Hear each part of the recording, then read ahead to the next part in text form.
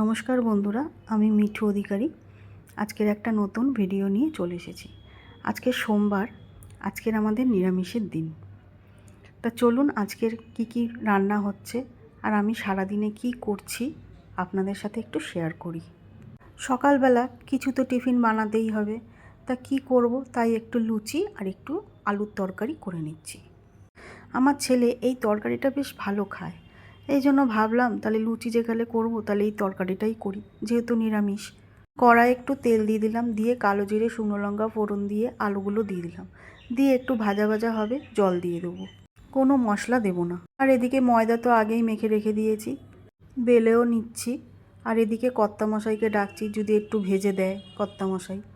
কর্তামশাই ভাজছে আর আমি বেলছি। যা গরম পড়েছে আমাদের এই রান্নাঘরে তো একটুখানিও থাকা যায় না, কতক্ষণে রান্না করে বেরোবো। তো আমার এদিকে লুচি আর তরকারি হয়ে গেছে, যাই এবার কর্তামশাইকে দিয়ে দিই। আর ওদিকে নিচ থেকে ফুলালা ডাকছে, দাঁড়ান দেখি কোথায় গেল। ওই যে দেখুন, দাও 3টে নীলকণ্ঠর মালা।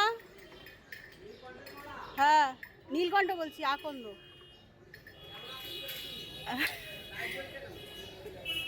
আর অল্প করে দেবে, ফুল 3টে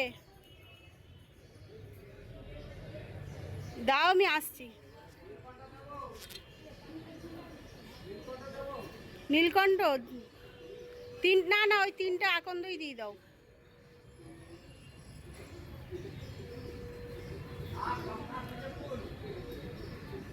না অত না, অল্প করে দাও। তো ফুল নেওয়া হয়ে গেছে। আজকে কি রান্না করব দেখাই। মোচা কেটে রেখেছি, আর এদিকে ছোলা, মোচাতে দেবো ছোলা যেহেতু নিরামিষ। আর এদিকে ভেন্ডি আলু কেটে রেখেছি, একটু সর্ষে বাটা দিয়ে করব। আর ওদিকে পটল ভাজবো আর একটু ডাল করব ভাবছি। যা গরম পড়েছে কিছু খেতেও ইচ্ছা করে না। আর এদিকে দেখুন সর্ষের গুঁড়ো কিনে নিয়ে এসে এটাকে জল দিয়ে ভিজিয়ে রেখে দিয়েছি, একটু ওর মধ্যে নুন হলুদ আর তেল দিয়ে রেখেছি। চলুন এদিকে রান্নাও করি আর ঘরে কি করি আপনাদেরকে একটু দেখাই। এদিকে এসির ভেতরে যে জালটা থাকে ওটা না খুব ধুলো পড়েছে, আজকে ভাবলাম একটু পরিষ্কার করে নিই।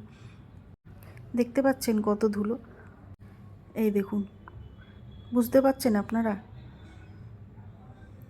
প্রচুর ধুলো পড়ে, জানেন এগুলো 15-20 দিন অন্তর অন্তর আমি পরিষ্কার করি, কিন্তু তাও এত ধুলো পড়ে।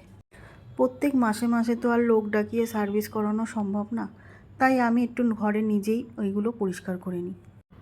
এসি পরিষ্কার করার পর ভাবলাম একটু পাখাটাও পরিষ্কার করে নিই, তাই একটু পাখাটাও পরিষ্কার করে নিচ্ছি। আমার ছেলে কিন্তু ওদিক থেকে বলছে, মা তুমি সরো আমি করে দিচ্ছি, কিন্তু কারেন্টের জিনিস তো ভয় করে। নিন, আমার পরিষ্কার হয়ে গেছে। এবার হচ্ছে বিছানার চাদর চেঞ্জ করার পালা, যেহেতু ঝুল পড়েছে পরিষ্কার তো করতেই হবে। চলুন এবার দুপুরে লাঞ্চ করার পালা।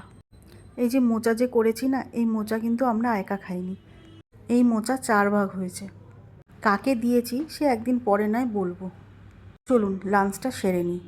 লাঞ্চ সেরে দুপুরে একটু শুয়েছিলাম, উঠেই দেখি আমার মাথা যন্ত্রণা শুরু হয়ে গেছে।